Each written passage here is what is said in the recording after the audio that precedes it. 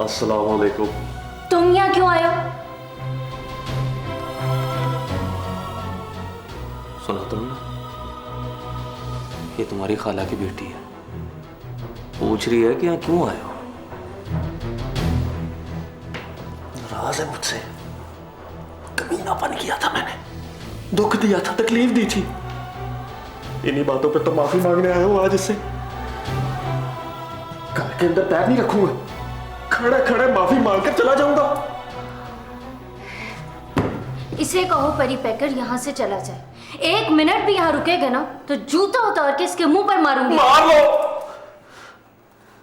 जूता मारने से दिल को सुकून मिलता है तो बेशक मार लो, पर अल्लाह के लिए मुझे माफ कर दो।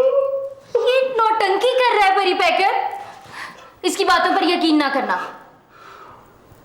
परी पैकर का खौफ नहीं है मुझे, अल्लाह का खौफ है, उसके डर से आया हूं।